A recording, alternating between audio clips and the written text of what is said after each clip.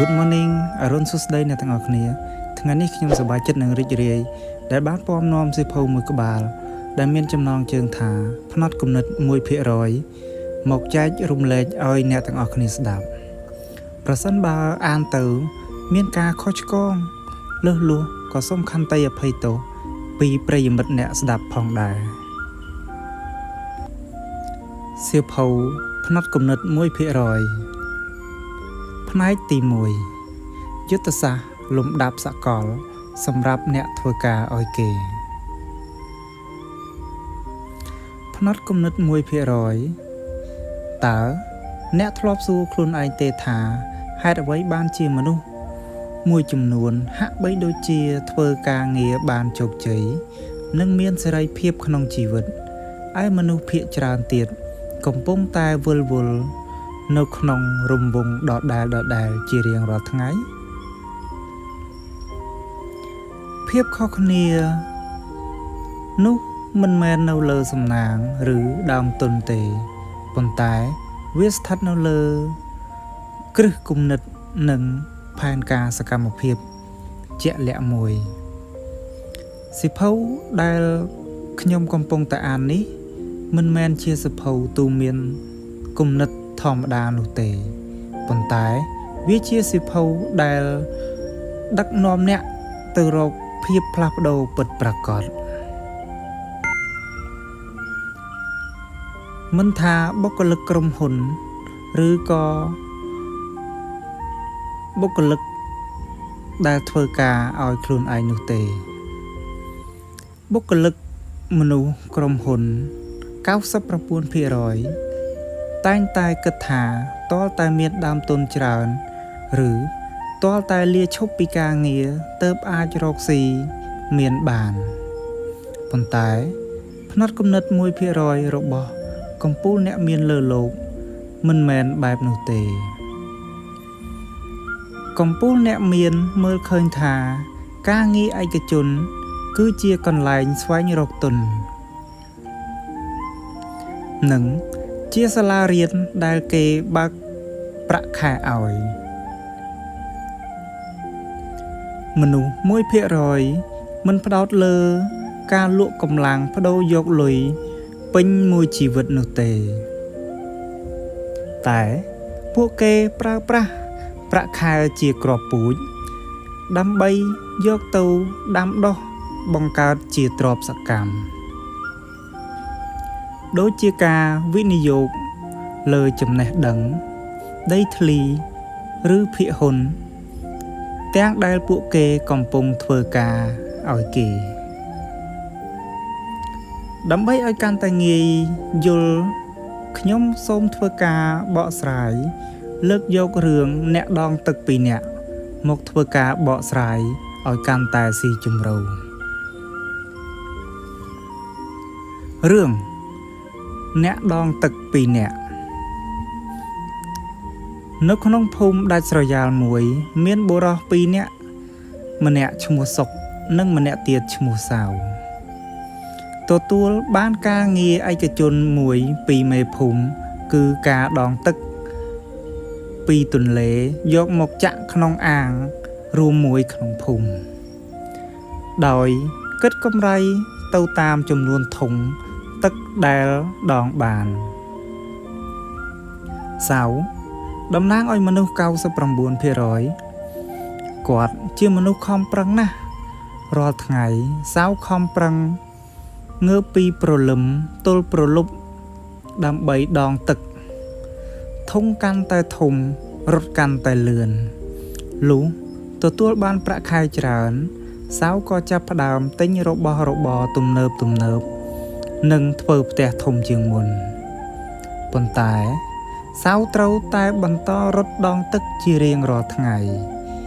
បើថ្ងៃណាសាវឈឺឬក៏ឈប់សម្រាកគឺសាវគ្មានលុយចូលទៀតទេជីវិតរបស់សាវរវល់និងនឿយហត់រហូតដល់ចាស់ចំណែកឯសុកវិញសុកតំណាងឲ្យមនុស្ស 1% សុកក៏ដងទឹកដោយសាវដែរប៉ុន្តែ គាត់បែងចែកពេលវេលានិងប្រាក់ខែខុសពីសៅរ៍រាល់ល្ងាចចេញពីធ្វើការនិងរាល់ល្ងាចចុងសប្តាហ៍សុកមិនដែលយកពេលវេលាទៅដើរលេងគាត់សុខចិត្តលះបង់កម្លាំងកាយនិងកម្លាំងចិត្តដើម្បីជីកប្រឡាយទឹកពីទន្លេមករកភូមិក្នុងឆ្នាំដំបូងសុកមិនទាន់ឃើញមានលទ្ធផលអ្វីទេថែមទាំងរងការសើចចំអកពីសៅថែមទៀតផងប៉ុន្តែ3ឆ្នាំក្រោយមកប្រឡាយទឹករបស់សុកត្រូវបានជីករួចរាល់ទឹកទន្លេដែលបានហូរចូលក្នុងអាងភូមិដោយស្វ័យប្រវត្តិសុកមិនបាច់នឿយហត់ដងទឹកទៀតទេប៉ុន្តែលុយកាក់របស់គាត់នៅតែហូរចូលហៅប៉ាវគាត់មិនចេះដាច់ទោះបីជាគាត់កំពុងគេងលក់ក៏ដោយ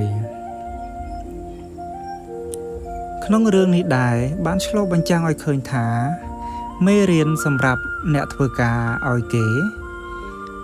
គឺប្រាក់ខែបច្ចុប្បន្នរបស់យើងគឺដូចជាធុងទឹករបស់សុកនិងសៅរ៍មនុស្ស 99% ខំប្រឹងដូរធុងទឹកឲ្យធំជាងមុនព្រោះតែចង់បានប្រាក់ខែខ្ពស់ជាងមុនតែនៅតែហត់នឿយដងទឹកដដែលចំណែកឯមនុស្ស 1% ប្រើប្រាស់ប្រាក់ខែនិងពេលវេលាក្រោយម៉ោងធ្វើការដើម្បីជីកប្រឡាយទឹកកសាងទ្រព្យសកម្មរហូតដល់ថ្ងៃមួយដែលបានប្រឡាយនោះជាអ្នកបង្កើតលុយជំនួសពួកគេតើអ្នកយល់យ៉ាងណាដែរចំពោះរឿងមួយនេះសូមខមមិនខាងក្រោមប្រសិនបើបងប្អូនមិនទាន់បានចុច Subscribe សូមជួយចុច Subscribe និងចុចរូបកណ្ដឹងផងសូមអរគុណ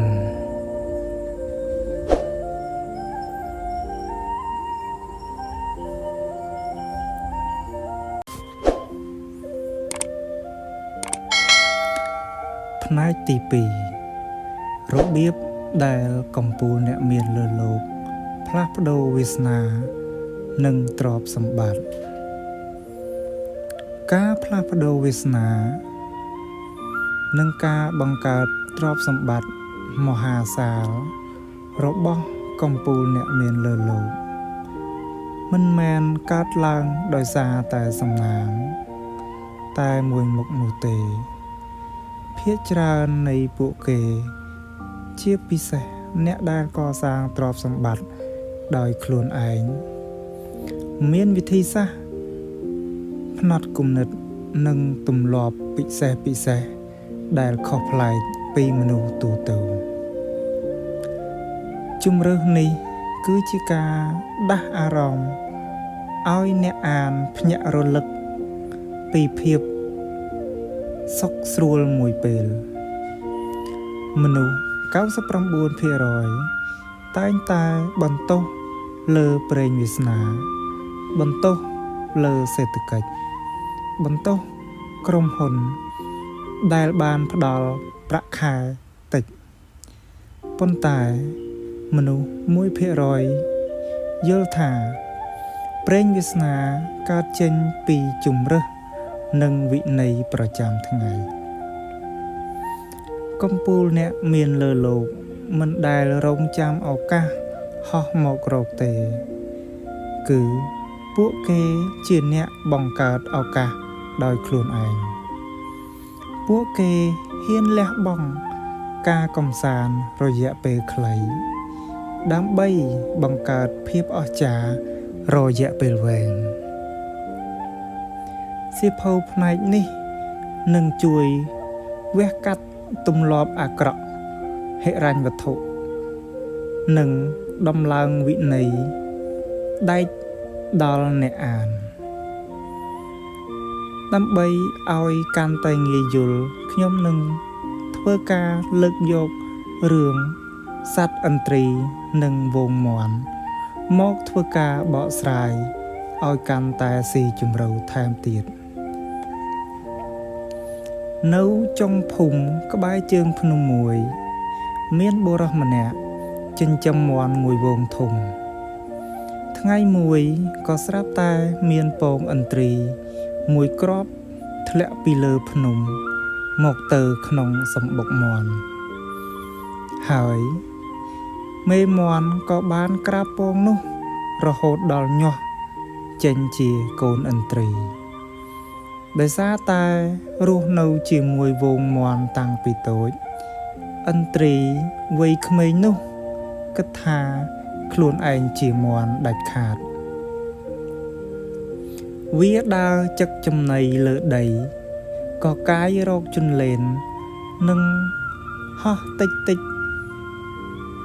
ដូចជាមាន់អញ្ចឹងដែរថ្ងៃមួយឥន្ទ្រីនោះបានក្រឡេកទៅលើមេឃហើយក៏ឃើញវងបក្សីដ៏មានអំណាចមួយក្បាលកំពុងហោះហើរឆ្វែលកាត់ពពកយ៉ាងអង់អាចក្លាហានដោយមិនចាំបាច់ដំឡើងស្លាបខ្លាំងខ្លាឡើយឥន្ទ្រីមាន់ក៏សួរទៅមេមាន់ថាតើបក្សីអស្ចារ្យនោះជាសត្វអ្វីមេមាន់ឆ្លើយថាអូនោះជាសត្វឥន្ទ្រីជាស្ដេចបក្សីមេឃាប៉ុន្តែកូនកុំខ្វល់អីពួកយើងត្រឹមតែជាសត្វមាន់នៅលើដីមិនអាចហោះហើរខ្ពស់បានបែបនោះទេឥន្ទ្រីកំសត់ក៏ជឿតាមសម្ដីមេមាន់នោះរួចបន្តរស់នៅជាមាន់ដើរចឹកកំទេចចំណីលើដីរហូតដល់ថ្ងៃស្លាប់ដោយមិនដែលដឹងតលតែសោះថាខ្លួនឯងមានស្លាបដែលអាចហោះកាត់មេឃនិងមានវាសនាជាស្ដេចបក្សីនៅក្នុងរឿងនេះដែរបានឆ្លុះបញ្ចាំងឲ្យយើងឃើញថាមនុស្សជាច្រើនកំពុងតែរស់នៅដូចជាសត្វឥន្ទ្រីក្នុងវងមាន់អញ្ចឹងដែរបរិស្ថានជុំវិញខ្លួនដូចជាមិត្តភក្តិដែលចូលចិត្តបបួលដើរលេងខាតពេលឬការគិតបែបអវិជ្ជមានបានឃុំឃាំងមិនឲ្យពួកគេដឹងពីសមត្ថភាពពិតរបស់ខ្លួនផ្នត់គំនិត 1% នឹងដាស់តឿនអ្នកអានថាអ្នកកើតមកមានវាសនាជាឥន្ទ្រីលំដាប់ពិភពលោកហេតុអ្វីសុខចិត្តរស់នៅនិងស្លាប់ទៅវិញដូចជាសត្វមាន់ធម្មតាតើអ្នកយល់យ៉ាងណាចំពោះរឿងមួយនេះសូមខមមិនខាងក្រោមសូមអរគុណ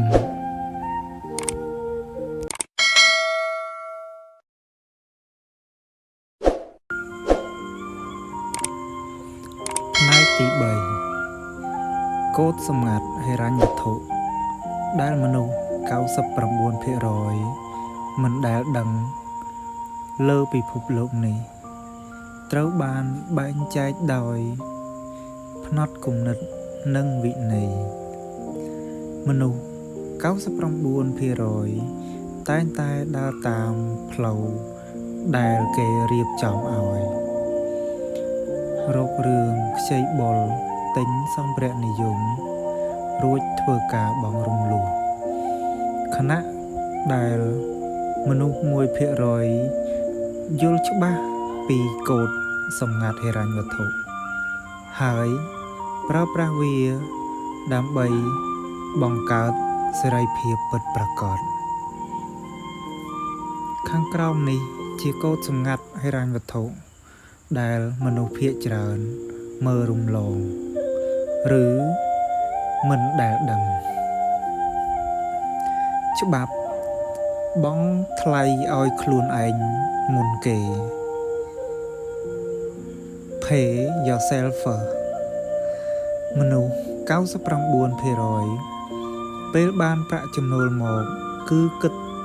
តែពីរឿងចំណាយមុនគេបងថ្លៃផ្ទះថ្លៃឡានថ្លៃហូបចុកសល់ប៉ុន្មានទៅសន្សំប៉ុន្តែជាទូទៅគឺមិនដែលសល់ឡើយ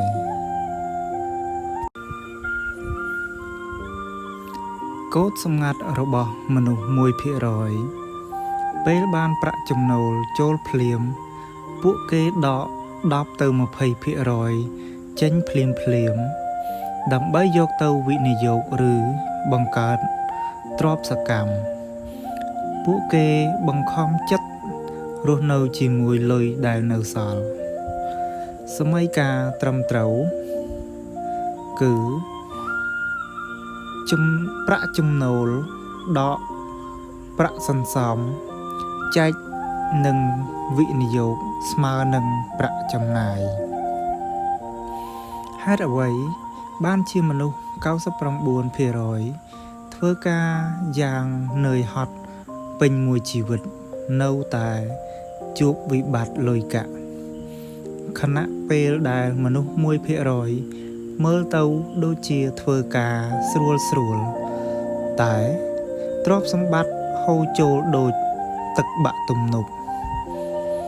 អាចកំបាំងមិនមែនស្ថិតនៅលើចំនួនលុយដែលរកបានទេគឺនៅលើល្បែងអំណាចនៃចំណេះដឹងហិរញ្ញវត្ថុមនុស្ស 99% ត្រូវបានគេបង្រៀនឲ្យទៅសាលាដើម្បីចេញមកធ្វើការ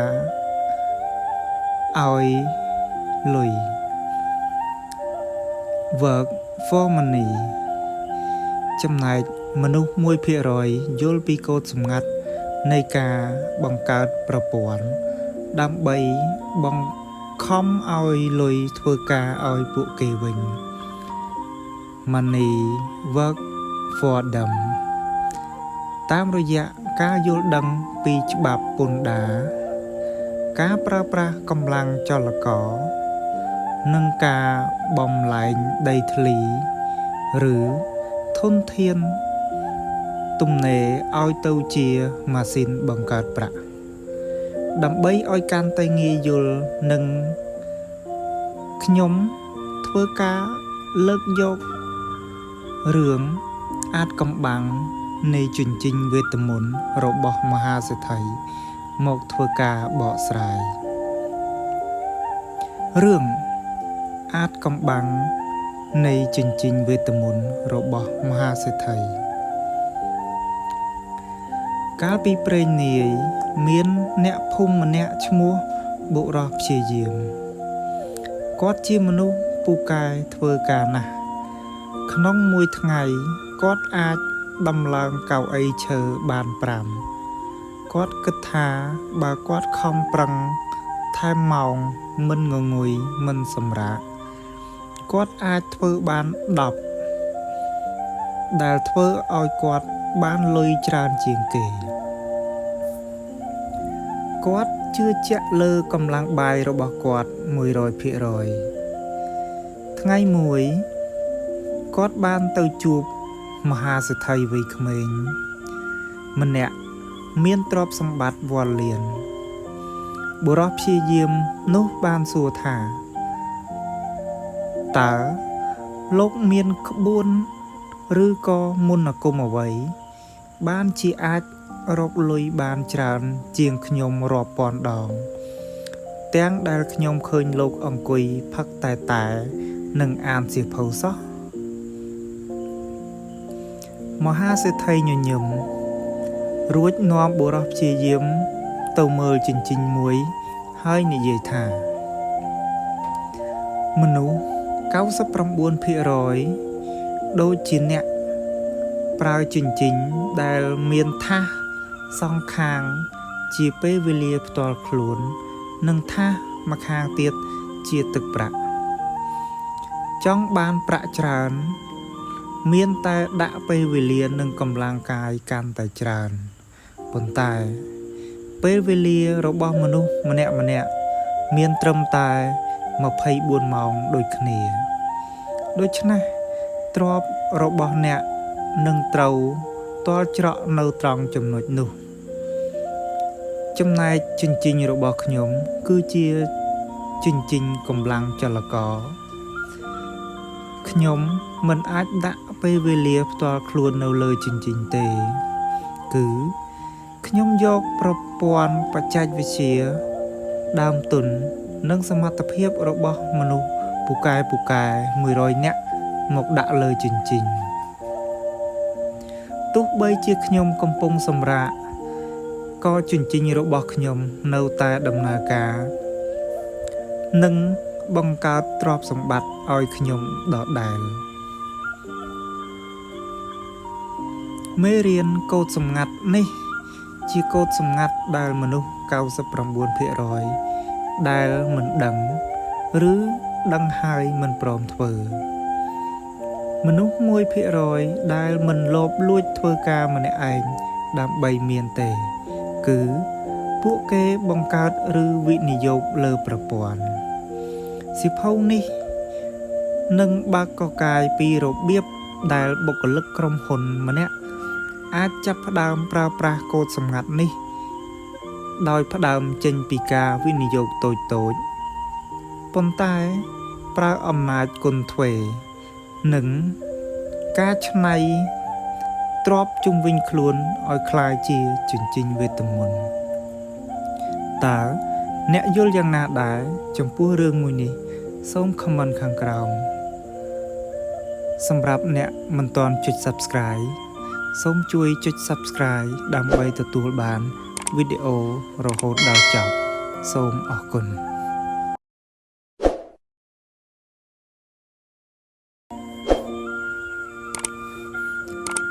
ផ្នែកទី4យុទ្ធសាស្ត្រផ្លាស់ប្ដូរតម្លៃខ្លួននិងការកែច្នៃធនធានទំនេរឲ្យទៅជាទ្រព្យសកម្មផ្នែកទី4នេះដែលជាទម្រង់រួមបញ្ចូលគ្នាយ៉ាងពិសេសប្លែកពីផ្នែកមុនជំរើសនេះនឹងផ្ដោតលើការផ្លាស់ប្ដូរតម្លៃខ្លួននិងយុទ្ធសាស្ត្រច្នៃធនធានជុំវិញខ្លួន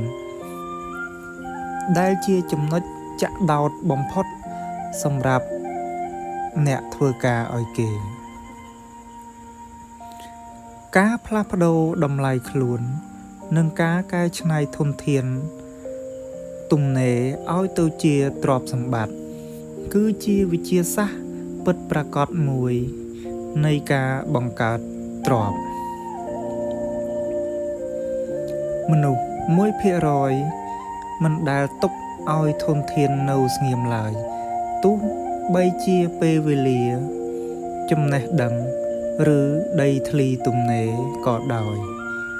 ពួកគេតែងតែរកវិធីបំលែងកម្លាំងពលកម្មឲ្យទៅជាអំណាចទ្រព្យខាงក្រោមនេះជាយុទ្ធសាស្ត្រស៊ីជម្រៅដើម្បីបំលែងតម្លៃខ្លួននិងធនធានទំនេរឲ្យคล้ายជាម៉ាស៊ីនបង្កើតសាច់ប្រាក់មនុស្ស 99% តែងតែគិតថាខ្លួនឯងគ្មានដើមទុនគ្មានដីធ្លីធំដុំនិងគ្មានឱកាសដូចអ្នកមានឡើយប៉ុន្តែផ្នត់គំនិត 1% របស់កំពូលអ្នកមានលើលោកមិនដែលទាល់ច្រកដោយសារតែខ្វះខាតធនធាននោះទេពួកគេមានភ្នែកពិសេសម្យ៉ាងដែលអាចមើលឃើញមាសប្រាក់នៅក្នុងដីទំនេរនិងឱកាសនៅក្នុងវិបត្តិសម្រាប់អ្នកធ្វើការឯកជនទុនដ៏ធំបំផុតមិនមែនជាទឹកប្រាក់រាប់ម៉ឺនដុល្លារនោះទេគឺពេលវេលាក្រោយម៉ោងធ្វើការ ចំណេះដឹងជំនាញនិងការច្នៃធនធានតូចៗនៅជុំវិញខ្លួនដូចជាដីធ្លីលក្ខណៈគ្រួសារបឹងបួរឬការបង្កើតប្រភពចំណូលបន្ថែមឲ្យទៅជាម៉ាស៊ីនបង្កើតលុយមនុស្ស 1% មិនរងចាំរហូតទៅដល់មានទុន$1 លានទើបចាប់ផ្ដើមនោះទេគឺពួកគេចាប់ផ្ដើមពីតូចធ្វើឲ្យចំគោលដៅនិងប្រើប្រាស់បច្ចេកទេសត្រឹមត្រូវដើម្បីពង្រីកវាដើម្បីឲ្យកាន់តែងាយយល់ខ្ញុំនឹងធ្វើការលើកយករឿងអាចកំបាំងនៃបឹងចាស់និងការចិញ្ចឹមត្រីមាសមកធ្វើការបកស្រាយឲ្យកាន់តែស៊ីជម្រៅថែមទៀតរឿងអាចកំបាំងនៃបឹងចាស់និងការចិញ្ចឹមត្រីមាសនៅក្នុងភូមិមួយមានបុរស2នាក់ជាមិត្តភក្តិនឹងគ្នាម្នាក់ឈ្មោះវិបុលនិងម្នាក់ទៀតឈ្មោះរតនាពួកគាត់ទាំងពីរនាក់សុទ្ធតែជាបុគ្គលិកធ្វើការឯកជននៅក្នុងក្រុងនិងមានដីភូមិស្រុកកំណើតដែលមានបឹងទឹកចាស់ទំហំប៉ុនគ្នាប្រហែល40 ម៉ែត្រការ៉េដែលទុកចោលមិនទាន់បានកែច្នៃវិបុលតំណាងឲ្យមនុស្ស 99% វិបុលតែងតែរអ៊ូរទាំថាខ្លួនឯងនឿយហត់នឹងការងារការិយាល័យតែមិនដឹងធ្វើយ៉ាងម៉េចព្រោះគ្មានដើមទុនទៅរកស៊ីធំដុំដូចគេចំពោះបឹងទឹកចាស់នៅផ្ទះវិញវិបុលគិតថាបឹងតូចប៉ុណ្ណឹងទុកចោលទៅធ្វើអីក៏មិនកើតទេចាំមានលុយរាប់ម៉ឺន$ចាំជួលគេមកចាក់ដីលុបធ្វើផ្ទះវីឡាវិបុលក៏បានបន្តធ្វើការងារការិយាល័យដដែលរងចាំថ្ងៃមានលុយធំដែលមិនដឹងជាពេលណាចំណែកឯរតនាតំណាងឲ្យមនុស្ស 1% រតនាមិនរងចាំឡើយគាត់ប្រើប្រាស់ពេលវេលាចុងសប្តាហ៍និងម៉ោងសម្រាកពីការងារដើម្បីសិក្សាបច្ចេកទេសកសិកម្មបែបទំនើបនិងការគ្រប់គ្រងទឹកជំនួសឲ្យការទុកបឹងនោះចោលរតនាបានចាប់ផ្ដើមសម្អាតបឹងចាស់នោះរួចប្រើប្រាស់បច្ចេកទេសលាយកំបោរបាចអំបិលនិងប្រើ EM ដើម្បីធ្វើឲ្យទឹកមានគុណភាពខ្ពស់គាត់បានចាប់ផ្ដើមចិញ្ចឹមត្រីដែលមានតម្លៃទីផ្សារខ្ពស់ដូចជាត្រីប្រាឬត្រីឆ្ដោក្នុងដង់ស៊ីតេខ្ពស់ដោយរៀបចំកាលវិភាគដល់ចំណីត្រឹមត្រូវនិងច្បាស់លាស់ឆ្នាំដំបូងរតនានឿយហត់បន្តិចព្រោះត្រូវមើលថែទាំការងារក្រុមហ៊ុននិងស្រះត្រីប៉ុន្តែដោយសារតែមានរបៀបរៀបរយនិងការគ្រប់គ្រងចំណីអាហារត្រឹមត្រូវត្រីរបស់គាត់លូតលាស់លឿននិងលក់បានតម្លៃខ្ពស់មិនយូរប៉ុន្មានស្រះទឹកតូចនោះបានបង្កើតប្រាក់ចំណូលបន្ថែមប្រចាំខែយ៉ាងទៀងទាត់ជូនគាត់បន្ទាប់មកគាត់បានពង្រីកទៅជាស្រះទី2ស្រះទី3រហូតអាចបង្កើតប្រាក់ចំណេញរាប់ម៉ឺន$ក្នុងមួយឆ្នាំ ដោយមិនចាំបាច់បោះបង់ការងារក្រុមហ៊ុនភ្លាមនោះឡើយមេរៀននេះដែរបានដាស់តឿនឲ្យមនុស្ស 99% តែងតែមើលរំលងអ្វីដែលមាននៅក្នុងដៃហើយស្រមៃចង់បានអ្វីដែលនៅឆ្ងាយចំណែកមនុស្ស 1% តែងតែសួរខ្លួនឯងថាតើខ្ញុំអាចច្នៃធនធានឬដីទំនេរដែលខ្ញុំមានបច្ចុប្បន្នឲ្យទៅជាទ្រព្យសកម្មបង្កើតលុយដោយរបៀបណាភាពខុសគ្នារវាងអ្នកមាននិងអ្នកក្រមិនមែននៅលើទំហំទ្រព្យសម្បត្តិដំបូងឡើយគឺនៅលើផ្នត់គំនិតនៃការកែច្នៃនិងការអនុវត្តជាក់ស្ដែងតើអ្នកយល់យ៉ាងណាចំពោះរឿងមួយនេះសូមខមមិនខាងក្រោមប្រសិនបើមិនទាន់បានចុច Subscribe សូមជួយចុច Subscribe និងចុចរូបកណ្ដឹងដើម្បីទទួលបានវីដេអូថ្មីៗបន្ថែមទៀតសូមអរគុណ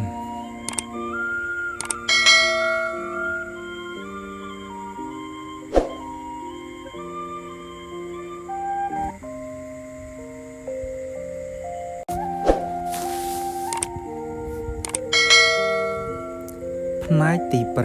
5អំណាចនៃពេលវេលាទ្វេគុណនិងការបង្កើតម៉ាស៊ីនផលិតលុយដោយស្វ័យប្រវត្តិ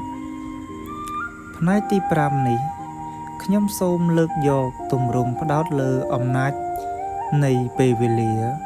និងការបង្កើតកម្លាំងចលករ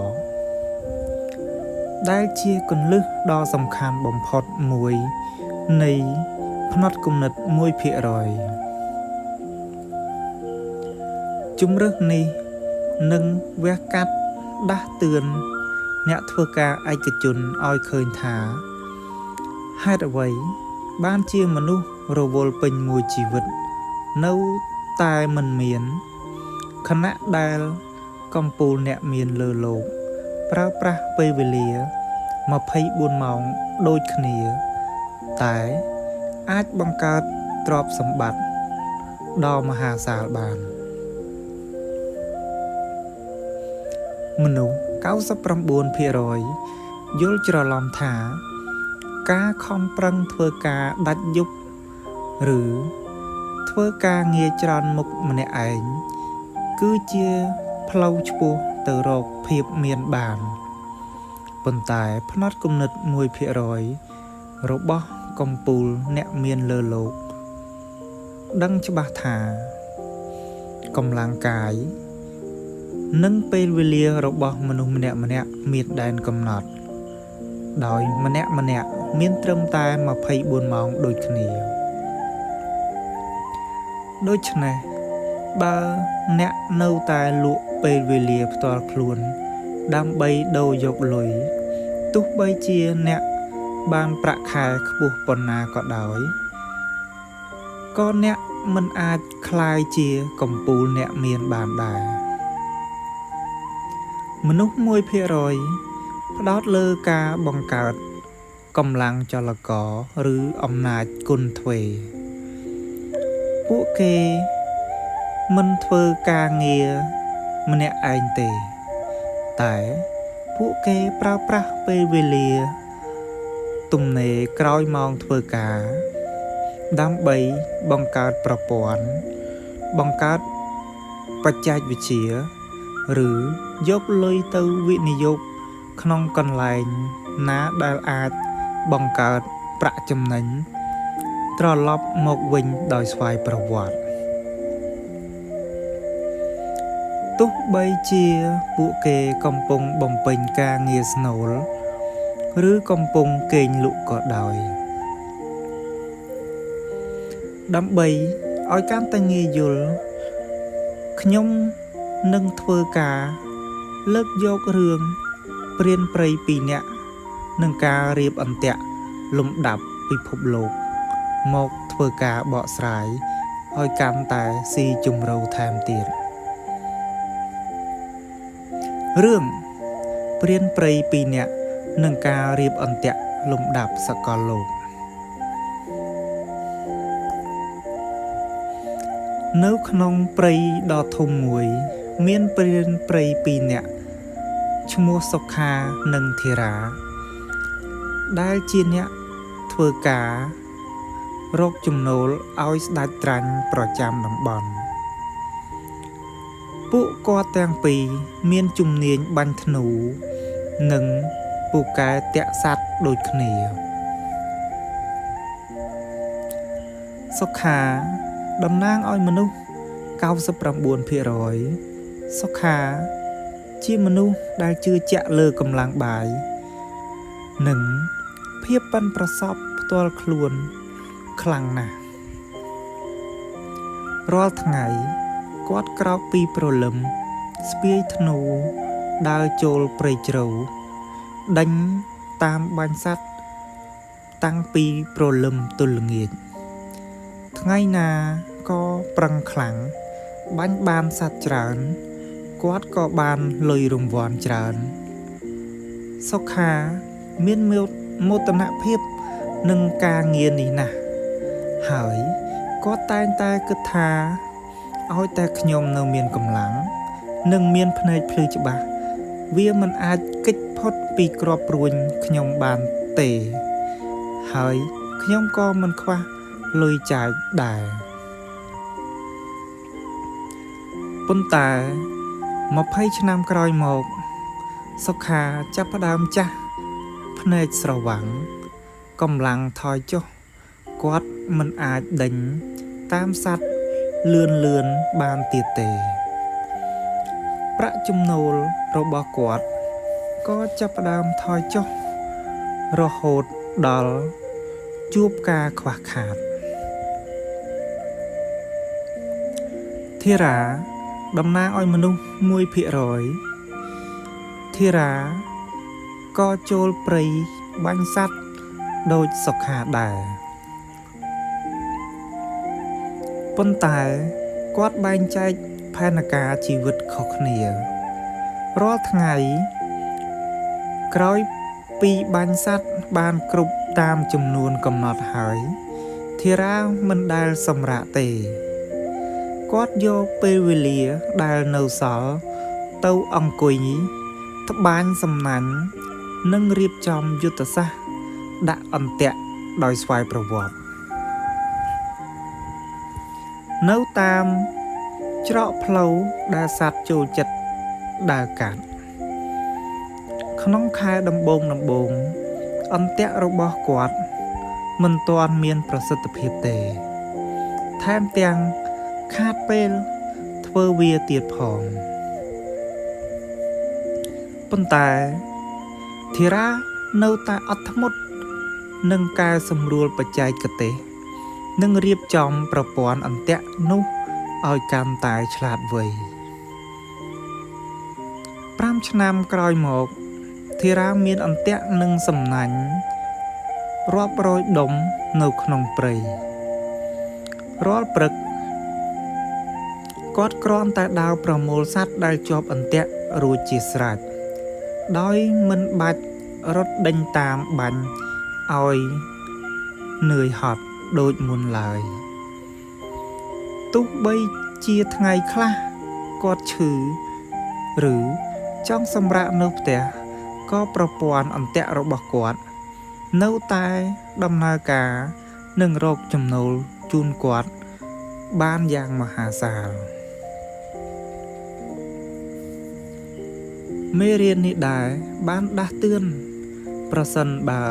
យើងកំពុងតែធ្វើការងារឯកជនហើយរំពឹងតែប្រាក់ខែមួយមុខនោះគឺដូចជាសុខាដែលកំពុងដេញបាញ់សត្វជារៀងរាល់ថ្ងៃណាឈប់បាញ់គឺគ្មានប្រាក់និងគ្មានម្ហូបប៉ុន្តែបើយើងមានផ្នត់គំនិត 1% យើងត្រូវរៀនធ្វើដូចធីរាពោលគឺប្រើប្រាស់ប្រាក់ខែនិងពេលវេលាទំនេរដើម្បីសាងសង់អន្ទាក់ ហិរញ្ញវត្ថុដូចជាការបង្កើតអាជីវកម្មខ្នាតតូចការវិនិយោគលើភាគហ៊ុនឬការច្នៃដីធ្លីឲ្យទំនេរឲ្យបង្កើនផលដើម្បីឲ្យថ្ងៃណាមួយប្រព័ន្ធទាំងនោះដំណើរការជំនួសកម្លាំងបាយរបស់យើងជារៀងរហូតតើអ្នកយល់យ៉ាងណាដែរចំពោះរឿងមួយនេះសូមខមមិនខាងក្រោមសម្រាប់អ្នកមិនទាន់បានចុច Subscribe សូមជួយចុច Subscribe និងចុចរូបកណ្ដឹងដើម្បីទទួលបានវីដេអូថ្មីៗរហូតដល់ចប់សូមអរគុណ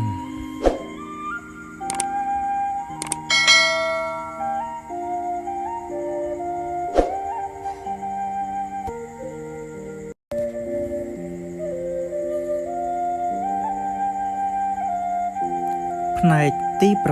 6ដើមទុនដែលមើលមិនឃើញនិង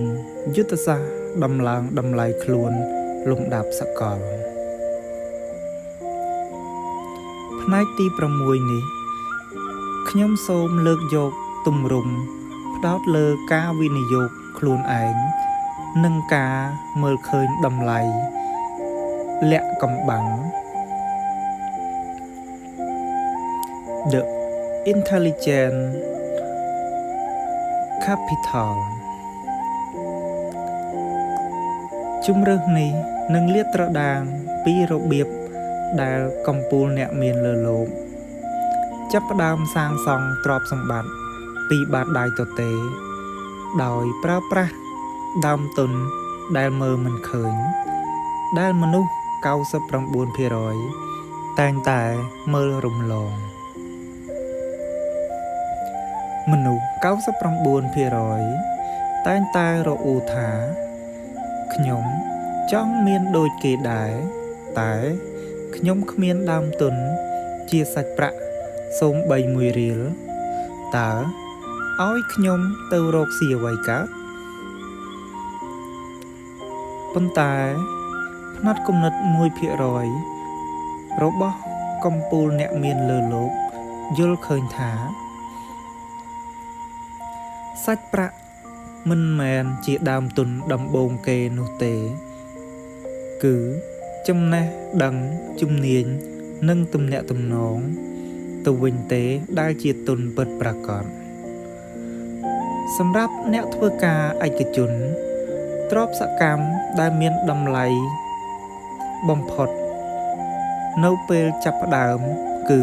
ខ្លួនឯងមនុស្ស 99% យកប្រាក់ខែទៅទិញសម្ភារៈនិយមដើម្បីមើលទៅហាក់ដូចជាអ្នកមានចំណែកមនុស្ស 1% យកប្រាក់ខែនិងពេលវេលាទំនេរទៅវិនិយោគលើការដោះខាត់សមត្ថភាពរៀនជំនាញរកលុយនិងកសាងកេរ្តិ៍ឈ្មោះល្អនៅពេលដែល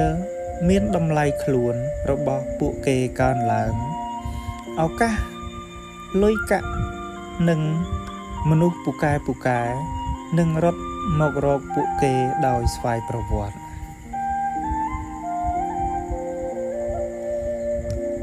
ដើម្បី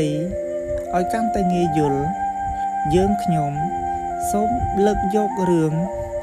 ជាងទាំងពីរនាក់និងដុំថ្មវេទមន្តមកធ្វើការបកស្រាយ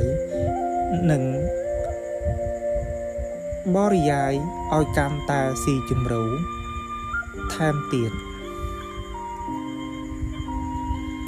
រឿងជាងទាំងពីរនាក់និងដុំថ្មវេទមន្តនៅនគរមួយមានបុរស2នាក់ឈ្មោះសុវណ្ណនិងមនីគឺជាកម្មករធ្វើការងារដោះខាត់ត្បូងនិងមាសនៅក្នុងរោងជាងរបស់សេដ្ឋីម្នាក់ពួកគាត់ទទួលបានប្រាក់ឈ្នួលប្រចាំខែស្មើគ្នា សវណ្ណតំណាងឲ្យមនុស្ស 99% នៅពេលទទួលបានប្រាក់ខែសវណ្ណតែងតែយកទៅទិញសម្លៀកបំពាក់ស្អាតជិះរទេះសេះទំនើបនិងចូលរួមកម្មវិធីជប់លៀងមិនដែលខានដើម្បីឲ្យអ្នកស្រុកមើលមកឃើញថាគាត់ជាកម្មករមានមុខមានមាត់ពេលទំនេរពីការងារគាត់ចូលចិត្តសម្រាកដេកលេងនិងនិយាយដើមចៅហ្វាយនាយ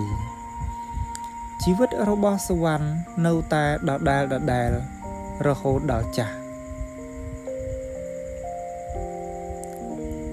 ហើយនៅពេលរោងជាងត្រូវបិទទ្វារគាត់ក៏ធ្លាក់ខ្លួនក្រភ្លាមព្រោះគ្មានសល់អ្វីក្រៅពីខោអាវចាស់មុនីតំណាងឲ្យមនុស្ស 1% មុនីរស់នៅសាមញ្ញបំផុតគាត់យកប្រាក់ខែមួយផ្នែកធំទៅទិញសៀវភៅក្បួនតម្រាបុរាណស្ដីពី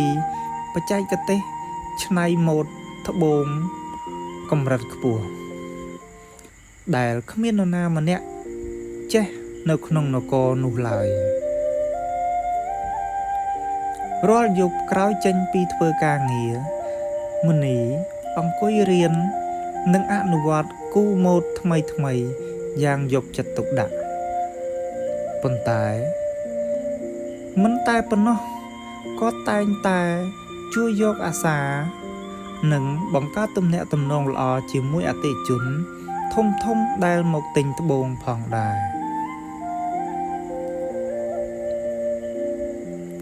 ថ្ងៃមួយមានព្រះរាជបុត្រមួយព្រះអង្គបានយកដុំថ្មខ្មៅចម្លែកមួយដុំដែលមើលទៅហាក់បីដូចជាដុំថ្មធម្មតាយកមកឲ្យជាងនៅក្នុងនគរមើលជាងទាំងអស់សាកល្បងដុសខាត់តាមរបៀបចាស់តែមិនចេញពន្លឺឡើយហើយគ្រប់គ្នាបានសន្និដ្ឋានថាវាគ្រាន់តែជាដុំថ្មឥតប្រយោជន៍ប៉ុន្តែមហិច្ឆតានិងចំណេះដឹងរបស់មុនីបានប្រាប់គាត់ថានេះមិនមែនជាដុំថ្មធម្មតាទេមុនីបានសុំព្រះរាជបុត្រយកថ្មនោះមកច្នៃតាមបច្ចេកទេសសម្ងាត់ដែលគាត់បានរៀនសូត្រក្រៅម៉ោងធ្វើការ2ថ្ងៃក្រោយមកមុនីបានបំផ្លែងដុំថ្មខ្មៅនោះឲ្យទៅជាត្បូងកណ្ដៀងខ្មៅដ៏មានតម្លៃបំផុតលើលោកដែលចាំងពន្លឺគួរឲ្យស្ងើចសរសើរព្រះរាជបុត្រសប្បាយហឫទ័យជាខ្លាំងក៏បានប្រទានមាសប្រាក់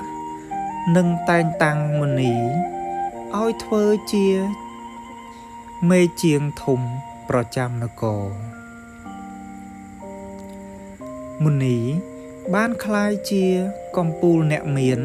ដោយផ្ដើមចេញពីចំណេះដឹងដែលមើលមិនឃើញនៅក្នុងខួរក្បាលរបស់គាត់មេរៀននេះដែរបានដាស់តឿនឲ្យមនុស្ស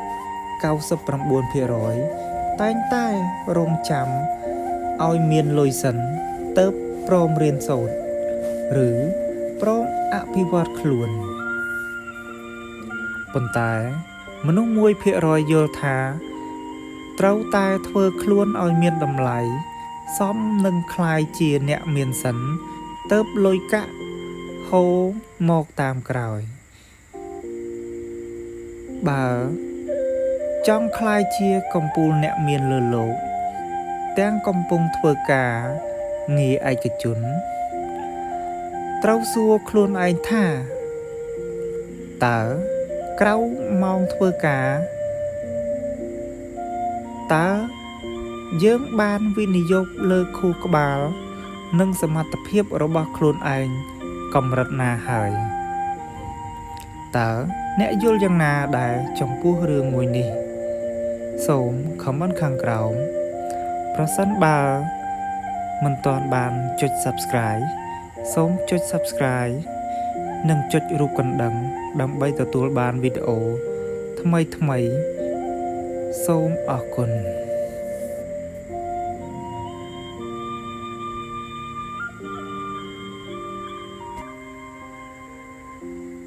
ផ្នែកទី7ច្បាប់គ្រប់គ្រងហានិភ័យនិងយុទ្ធសាស្ត្រលោតផ្លោះរបស់មនុស្ស 1% មនុស្ស 99% ខ្លាចពាក្យថាហានិភ័យខ្លាំងណាស់ពួកគេសុខចិត្តទ្រាំរស់នៅក្នុងភាពស្រណុកសុខស្រួលមួយពេលជាមួយនឹងប្រាក់ខែដដែលព្រោះពួកគេគិតថាមានសុវត្ថិភាពប៉ុន្តែនៅក្នុងពិភពលោកបច្ចុប្បន្នអ្វីប្រែប្រួលលឿនណាស់ភាពស្រណុកសុខស្រួលដែលគ្មានការអភិវឌ្ឍគឺជាហានិភ័យដ៏ធំបំផុតទៅវិញផ្ទុយទៅវិញផ្នត់គំនិត 1% របស់អ្នកមានលើលោកមិនមែនជាមនុស្សដែលចេះតែហ៊ានប្រថុយប្រថានឥតគោលការណ៍នោះទេពួកគេគឺអ្នកគណនាហានិភ័យដោយខ្លួនឯងពួកគេប្រើប្រាស់យុទ្ធសាស្ត្រមួយគឺជាយុទ្ធសាស្ត្រជ្រើសរើសឱកាសណាដែលបើខាតបង់គឺខាតបង់តិចតួចបំផុតពីព្រោះថាពួកគេបានត្រៀមខ្លួនរួចហើយប៉ុន្តែបើប្រាក់ចំណេញគឺចំណេញមហាសាលការចាប់ផ្ដើមបង្កើតអាជីវកម្មខ្នាតតូចក្រៅម៉ោងធ្វើការដោយប្រើដើមទុនតិចតួចប៉ុន្តែប្រើការខិតខំប្រឹងប្រែងខ្ពស់គឺជាឧទាហរណ៍ជាក់ស្ដែងនៃយុទ្ធសាស្ត្រមានរឿងមួយដំណាលថាអ្នកជិះទូក2នាក់នឹងការឆ្លងកាត់មហាសមុទ្រនៅក្នុងទីក្រុងផែមួយមានបុរស2នាក់ឈ្មោះសុជាតិនិងភិរុនគឺជាអ្នកបើកទូកដឹកទំនិញឲ្យក្រុមហ៊ុនធំមួយពួកគាត់ទទួលបានប្រាក់ខែសមរម្យនិងជីវភាពរស់នៅល្អសុជាតិគិតថាការងារបើកទូកឲ្យគេនេះស្រួលណាស់មិនបាច់គិតច្រើនដល់ខែបើកប្រាក់ខែទោះបីជាមានព្យុះភ្លៀងក៏ថៅកែជាអ្នករ៉ាប់រងខាតបង់ដែរគាត់មិនដែលគិតចង់ទិញទូកខ្លួនឯងឬរៀនបច្ចេកទេសមើលទិសដៅខ្យល់បន្ថែមឡើយថ្ងៃមួយសេដ្ឋកិច្ចធ្លាក់ចុះក្រុមហ៊ុននោះក៏បានខ្សែធននិងបញ្ឈប់បុគ្គលិកទាំងអស់សុជាតិធ្លាក់ខ្លួនតល់ច្រកភ្លាមព្រោះគាត់គ្មានជំនាញអ្វីក្រៅពីបើកទូកស៊ីឈ្នួលគេនោះទេសុវត្ថិភាពដែលធ្លាប់គិតថាស្រាប់តែរលេចបាត់អស់មួយរំពេចចំណែកឯភិរុនយល់ថាការងារណាដែលមានសុវត្ថិភាពរហូតនោះទេរាល់ខែគាត់បានសន្សំប្រាក់ខែមួយផ្នែកពេលទំនេរពីការងារគាត់បានទៅរៀនពីរបៀបមើលផែនទីសមុទ្រទំនើបនិងយុទ្ធសាស្ត្រពាណិជ្ជកម្មបន្ទាប់មកភិរុនបានសម្រេចចិត្តទិញទូកមួយផ្ទាល់ខ្លួនមិត្តភ័ក្តិជាច្រើនបានខាត់គាត់ថាកុំប្រថុយអីបើខាតបង់ទៅដឹងតែហិនហោចហើយប៉ុន្តែភិរុនបានគណនារួចហើយគាត់មិនទាន់លាឈប់ពីក្រុមការងារនោះទេដើម្បីរក្សាចំណូលប្រចាំខែតែ គាត់ជួលអ្នកបើកបរម្នាក់ទៀតឲ្យយកទូកតូចរបស់គាត់ទៅដឹកទំនិញខ្នាតតូចនៅក្បែរនោះបើរបរនេះខាតគាត់ខាតត្រឹមតែលុយសន្សំបន្តិចបន្តួចប៉ុន្តែលទ្ធផលគឺផ្ទុយស្រឡះរបរទូកតូចរបស់គាត់ដំណើរការបានយ៉ាងល្អរហូតដល់បង្កើតផលប្រាក់ចំណេញទ្វេដងនៅពេលដែលក្រុមហ៊ុនចាស់ត្រូវបានបិទទ្វារភិរុនមិនត្រឹមតែមិនធ្លាក់ខ្លួនក្រទេតែគាត់មានទាំងទុនមានទាំងបទពិសោធន៍និងមានទូកផ្ទាល់ខ្លួនរៀបរួចជាស្រេចរាល់ថ្ងៃក្នុងការលោតផ្លោះទៅបង្កើតក្រុមហ៊ុនដឹកជញ្ជូនលំដាប់សកលលោកដោយខ្លួនឯងតើមេរៀននេះបានដាស់តឿនយើងដូចម្ដេចខ្លះបើមនុស្ស 99% គិតថាការមិនព្រមផ្លាស់ប្ដូរនិងធ្វើការងារដដែលគឺជាសុវត្ថិភាពប៉ុន្តែមនុស្ស 1% ដឹងថាហានិភ័យពិតប្រាកដគឺការដាក់ពងមាន់ទាំងអស់នៅក្នុងកញ្ច្រែងតែមួយបានន័យថាការរំពឹងលើប្រាក់ខែតែមួយមុខសិភៅនេះជាផ្នែកនឹងបង្រៀនឲ្យអ្នកចេះបោះជំហានប្រថុយប្រឋានដោយភាពឆ្លាតវៃដោយមិនចាំបាច់លះបង់អ្វីៗទាំងអស់ក្នុងពេលតែមួយតែជាការកសាងសង់ផ្លូវបំរុងទុកសម្រាប់ដោតទៅរកភាពជោគជ័យដ៏អស្ចារ្យសម្រាប់បងប្អូនដែលមិនទាន់បានចុច Subscribe សូមជួយចុច Subscribe និងចុចរូបកណ្ដឹង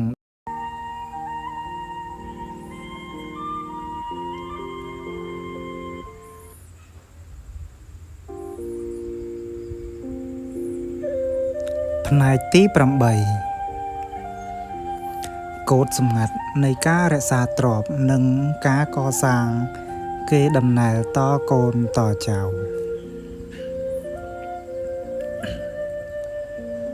មនុស្ស 99% តែងតែគិតត្រឹមតែមួយចំនួនខ្លួនឯងដោយផ្ដោតទៅលើការរកលុយនិងចំណាយវាយលុកលើភាពស៊ីវិល័យរបស់ខ្លួនជារឿយយើងតែងតែឃើញទិដ្ឋភាពចំនួនទី1អ្នកបង្កើតចំនួនទី2អ្នករក្សានិងចំនួនទី3អ្នកបំផ្លាញនេះគឺដោយសារតែខ្វះខាតចំណេះដឹងផ្នែកហិរញ្ញវត្ថុក្នុងការបន្តវេនផ្ទុយទៅវិញផ្នត់គំនិត 1% របស់កំពូលអ្នកមានលើលោក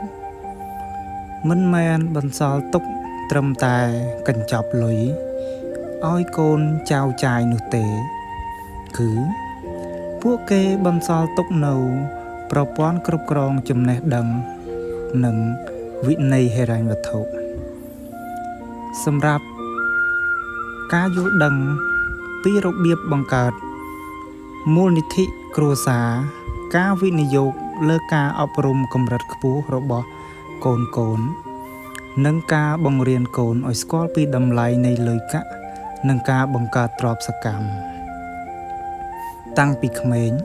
គឺជាការចាប់ផ្ដើមសាងសង់គ្រឹះដ៏រឹងមាំសម្រាប់វង្សត្រកូលមានរឿងមួយដំណាលថារឿងទ្រព្យសម្បត្តិក្នុងថូដីទាំងពីរកាលពីដើមឡើយមានបុរសវ័យចំណាស់ពីរនាក់ជាមិត្តភក្តិនឹងគ្នាម្នាក់ឈ្មោះតាមាន និងម្នាក់ទៀតឈ្មោះតាប្រាជ្ញពួកគាត់ទាំងពីរបានខិតខំធ្វើការងារពេញមួយជីវិតរហូតដល់សន្សំបានមាសប្រាក់មួយចំនួនធំដូចគ្នាមុនពេលពួកគាត់លាចាកលោកទៅតាមានមុនពេលគាត់ស្លាប់តាមានបានហៅកូនប្រុសរបស់គាត់មករួចប្រគល់ថូដី ដែលពោពេញទៅដោយមាសប្រាក់ទៅឲ្យកូនហើយផ្ដាំកូនថានេះជាលុយដែលពុកខំរកមួយជីវិតចូលកូនយកវាទៅទិញផ្ទះធំជិះរទេះសេះស្អាតនិងរស់នៅឲ្យមានក្តីសុខចុះកូនប្រុសរបស់គាត់សប្បាយចិត្តណាស់ក៏ធ្វើតាមបំដាំឪពុកភ្លាមគេរស់នៅយ៉ាងហឺហាមិនធ្វើការងារអ្វីទាំងអស់ព្រោះគិតថាមានលុយពុកទុកចាយឲ្យមិនអស់ឡើយ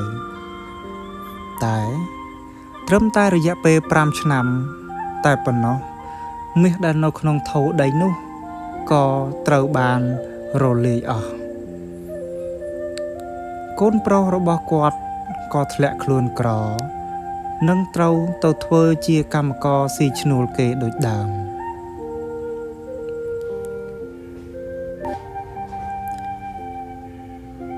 ចំណែកឯតាប្រាជ្ញវិញតាប្រាជ្ញក៏មានថូដីមាសប្រាក់មួយដែរប៉ុន្តែគាត់មិនប្រគល់ឲ្យវាទៅកូនភ្លាមនោះទេគាត់បានហៅកូនប្រុសមករួចហុចសៀវភៅកំណត់ហេតុនិងមេរៀនរកស៊ីនិងច្បាប់ហិរញ្ញវត្ថុក្នុងគ្រួសារឲ្យទៅកូនអានរយៈពេល1ឆ្នាំពេញរួចក៏កូនទៅរៀនធ្វើការងារពីចំណុច0ជាអ្នកធ្វើការឲ្យគេសិននៅពេល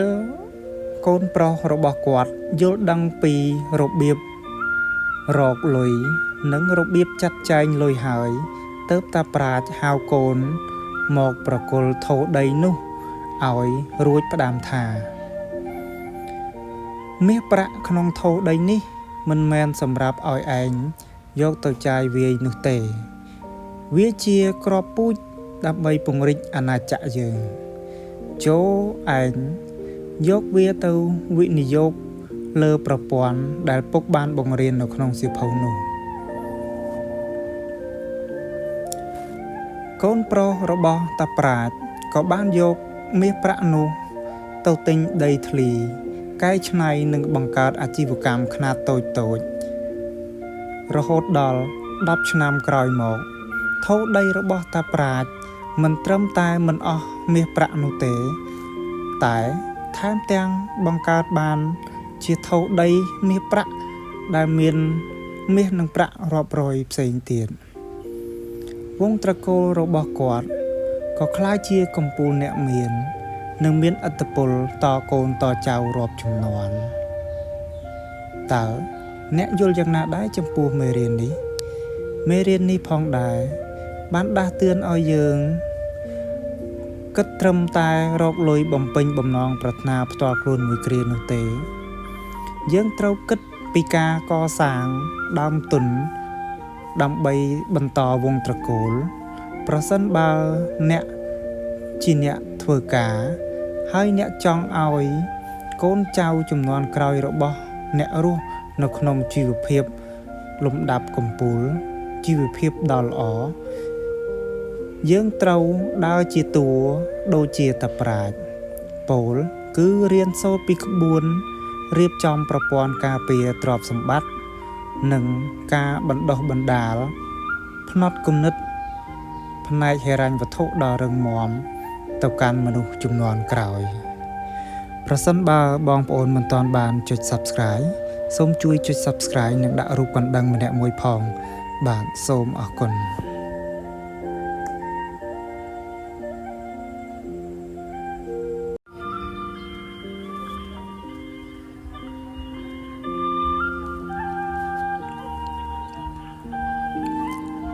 ផ្នែកទី9សិល្បៈនៃការបដិសេធនិងយុទ្ធសាស្ត្រផ្ដោតអារម្មណ៍របស់មនុស្ស 1% មនុស្ស 99% តែងតែរត់ដេញតាមរាល់ឱកាសទាំងអស់ដែលចូលមកក្នុងជីវិតថ្ងៃនេះឃើញគេរកស៊ីដីធ្លីចំណេញក៏រត់ទៅរកស៊ីខាងដីធ្លីថ្ងៃស្អែកឃើញគេលក់អនឡាញដាច់ក៏រត់ទៅលក់អនឡាញថ្ងៃបន្ទាប់ ឃើញគេធ្វើកសិកម្មជោគជ័យក៏ចង់ធ្វើកសិកម្មដូចគេដែរប៉ុន្តែលទ្ធផលគឺពួកគេបែកញើសអស់ធម៌ពលខាតពេលវេលានិងខាតដើមទុនទៅលើរឿងច្រើនពេករហូតដល់មិនមានរឿងណាមួយដែលអាចធ្វើច្បាស់លាស់នឹងទៅដល់កំពូលឡើយផ្ទុយទៅវិញផ្នត់គំនិត 1% របស់អ្នកមានលើលោកដូចជាសម្ដីរបស់លោកមហាសេដ្ឋី Warren Buffett ដែលធ្លាប់ពោលថាភាពខុសគ្នារវាងមនុស្សជោគជ័យនិងមនុស្សជោគជ័យខ្លាំងគឺមនុស្សជោគជ័យខ្លាំងនិយាយពាក្យថាទេចំពោះស្ទើរតែគ្រប់រឿងទាំងអស់យល់ច្បាស់ពីតម្លៃនៃការផ្ដោតអារម្មណ៍សម្រាប់អ្នកធ្វើការឯកជនយុទ្ធសាស្ត្រនេះបានបង្រៀនឲ្យយើងចេះវិភាគលើវិស័យឬក៏ជំនាញណាមួយដែលខ្លួនយើងមានប្រៀបជាងគេរួចបោះទុនបោះពេលវេលានិងអភិវឌ្ឍខ្លួនឲ្យទៅជាចំណុចខ្លាំងបំផុតនិងមានឯកទេសត្រឹមត្រូវដោយមិនរវើរវាយទៅតាមចរន្តទីផ្សាររយៈពេលខ្លីឡើយខ្ញុំមានរឿងនិទានមួយរឿងនេះមានចំណងជើងថារឿងព្រានប្រមាញ់នឹងការដេញតាមវងសាទន្សាយរឿងនេះដែរនៅក្នុងព្រះរាជវាំងមួយព្រះរាជាបានរៀបចំការប្រកួតប្រជែងមួយសម្រាប់មន្ត្រីការិយាល័យ2នាក់ឈ្មោះពិសិដ្ឋនិងវីរៈដើម្បីស្វែងរកអ្នកមានសមត្ថភាពខ្ពស់បំផុតដើម្បីគ្រប់គ្រងឃ្លាំងទ្រព្យសម្បត្តិនគរលក្ខខណ្ឌនៃការប្រកួតគឺត្រូវចូលទៅក្នុងវាលស្មៅដ៏ធំដែលមានទន្សាយរាប់ពាន់ក្បាលហើយបើអ្នកណាអាចចាប់យកទន្សាយបានធំជាងគេនិងមានទម្ងន់ធ្ងន់ជាងគេនឹងក្លាយជាអ្នកឈ្នះពិសិដ្ឋនៅពេលដែលទៅដល់វាលស្មៅភ្លាមពិសិដ្ឋរំភើបចិត្តណាស់ព្រោះឃើញទន្សាយរត់ប្រសាទពេញដីគាត់ឃើញទន្សាយមួយក្បាលមានពណ៌សគួរឲ្យស្រឡាញ់គាត់ក៏ចាប់ផ្ដើមដេញតាមចាប់ទន្សាយនោះនៅពេលដែលកំពុងដេញស្រាប់តែឃើញទន្សាយមួយក្បាលទៀតមានពណ៌ខ្មៅធំជាងទន្សាយពណ៌សបន្តិចក៏បដូរចិត្តរត់ទៅដេញតាមពណ៌ខ្មៅនោះវិញបន្ទាប់មកក៏ឃើញទន្សាយពណ៌ប្រផេះរត់កាត់មុខមួយទៀតគាត់ក៏បដូរទិសដៅទៅដេញតាមសត្វទន្សាយដែលមានពណ៌ប្រផេះនោះពិសិដ្ឋរត់ចុះរត់ឡើងពេញមួយថ្ងៃហត់បែកញើសជោគខ្លួនប៉ុន្តែនៅពេលដែលចប់ការប្រកួតគាត់មិនបានចាប់ទន្សាយសូម្បីតែមួយក្បាលព្រោះថាមពលកម្លាំងកាយរបស់គាត់បានអស់ដោយសារតែគាត់បដូរគោលដៅចុះឡើងចំណែកឯវីរៈដើរចូលទៅដោយភាពស្ងប់ស្ងាត់គាត់មិនប្រញាប់ចាប់ឬក៏ដេញទន្សាយដែលគាត់ឃើញភ្លាមនោះទេគាត់អង្គុយសង្កេតមើលចលនារបស់វងទន្សាយយ៉ាងយកចិត្តទុកដាក់រហូតដល់គាត់កំណត់ចំណាំបានថានោះគឺជាស្ដេចទន្សាយមួយក្បាលដែលមានមាឌធំនិងសាច់ច្រើនជាងគេហើយក៏មានទម្ងន់ធ្ងន់ជាងគេដែរនៅពេលដែលគាត់ជ្រើសរើសគោលដៅបានច្បាស់លាស់ហើយវីរៈផ្ដោតតែទៅលើទន្សាយ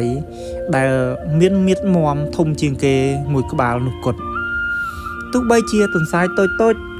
រាប់រយក្បាលរត់កាត់មុខឬក៏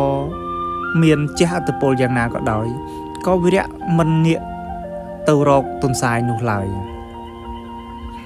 គាត់ដើរតាមដោយភាពអត់ធ្មត់រៀបចំផែនការរួចក៏ស្ទុះចាប់យកស្ដេចទន្សាយនោះបានសម្រេចដោយប្រើកម្លាំងតែម្ដងគត់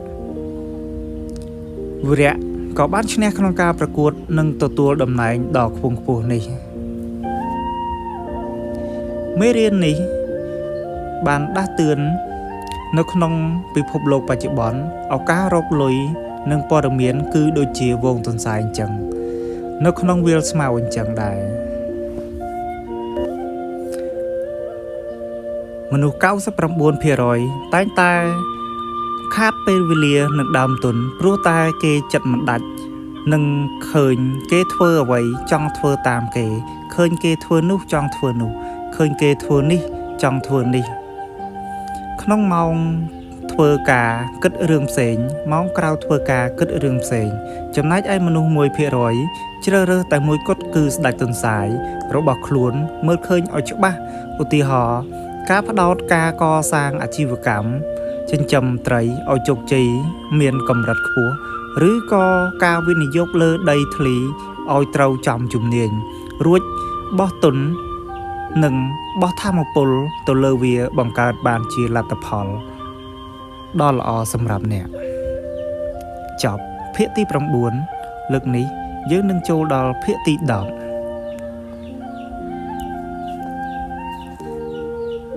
ផ្នែកទី10ច្បាប់នៃការបូកផ្សំទ្វេដងនិងយុទ្ធសាស្ត្រវាយលុកយូរអង្វែងរបស់មនុស្ស 1%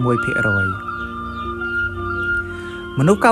99% តែងតែចង់បានលទ្ធផលលឿនរហ័សពួកគេចាប់ផ្ដើមធ្វើអ្វីមួយបានត្រឹមតែ2 ទៅ 3 សប្តាហ៍ឬក៏2 ទៅ 3 ខែពេលដែលមើលទៅមិនទាន់ឃើញមានការប្រែប្រួលឬមិនទាន់មានផលចំណេញជាដុំកំភួនពួកគេក៏ចាប់ផ្ដើមធុញទ្រាន់និងអស់សង្ឃឹម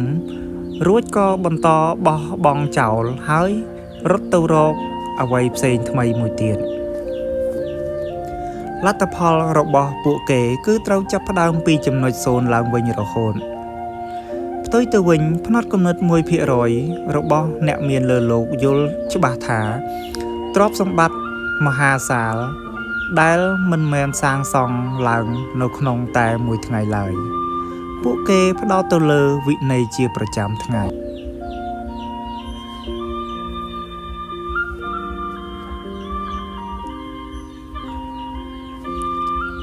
សម្រាប់អ្នកធ្វើការឯកជនទោះបីជាក្នុងមួយថ្ងៃយើងអាចចំណាយពេលត្រឹមតែ1ម៉ោងក្រោយពីធ្វើការឬក៏សន្សំលុយត្រឹមតែ 10% នៃប្រាក់ខែក៏ដោយបើយើងធ្វើបែបនេះវានឹងបដូរទិសដៅច្បាស់លាស់និងមាននិរន្តរភាពក្នុងរយៈពេល5ឬក៏10ឆ្នាំអំណាចនៃការបូកផ្សំនិងរុញច្រានលទ្ធផលតូចៗនោះឲ្យក្លាយជាទ្រព្យសម្បត្តិមហាសាលគួរឲ្យភ្ញាក់ផ្អើលរឿងអ្នកដាំដុះ2នាក់និងក្របពូជឫស្សីវេទមន្តមានរឿងមួយដំណាលថានៅក្នុងភូមិមួយមានកសិករ2នាក់ជាមិត្តសម្លាញ់នឹងគ្នាម្នាក់ឈ្មោះសុកស្រួលនិងអំណត់ពួកគេទាំង2នាក់បានដីមួយដុំនិងក្របពូជឫស្សីចិនមួយក្តាប់ដូចគ្នាពីចាស់ម្នាក់ដើម្បីដាំដុះកសាងជីវិតថ្មី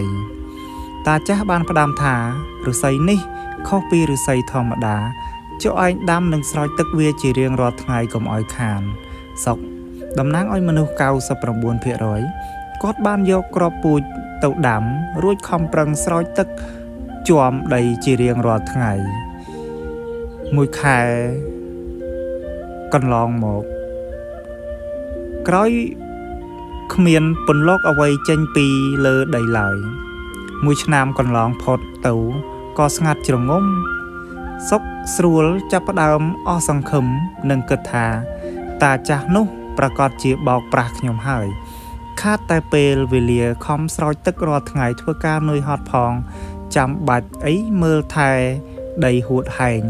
នេះធ្វើអីនៅក្នុងឆ្នាំទី2សុកស្រួលក៏ឈប់ស្រោចទឹកហើយទុកដីនោះចោលរួចដើរទៅដេកលេងនិងដើរកម្សាន្តដើម្បីបំបត្តិភាពនឿយហត់ចំណែកអំណត់វិញអំណត់តំណាងឲ្យមនុស្ស 1% អំណត់ក៏មិនឃើញពន្លកឫស្សីដុះឡើងដូចតែគ្នាប៉ុន្តែគាត់មានផ្នត់គំនិតវែងឆ្ងាយនិងជឿជាក់លើច្បាប់ធម្មជាតិ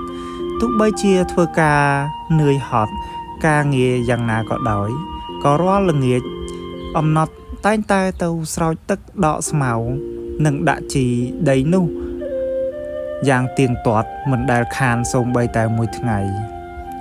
ឆ្នាំទី1ឆ្នាំទី2ឆ្នាំទី3រហូតដល់ឆ្នាំទី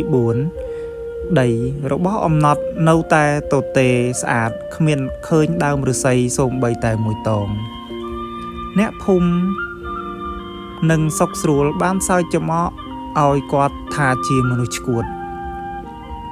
បើកភ្នែកធ្វើការងារឥតប្រយោជន៍ស្រាប់តែនៅក្នុងឆ្នាំទី5រឿងរ៉ាវដ៏អស្ចារ្យមួយក៏បានកើតឡើងត្រឹមតែរយៈពេល6សប្តាហ៍តែប៉ុណ្ណោះគ្រាប់ពូជឫស្សីដែលបាននៅក្នុងដីនោះក៏បានចេញពន្លកនិងលូតលាស់ឡើងលើអាកាសរហូតដល់កម្ពស់25ម៉ែត្រវាក៏คล้ายជាព្រៃឫស្សីដ៏ធំនិងរឹងមាំបំផុត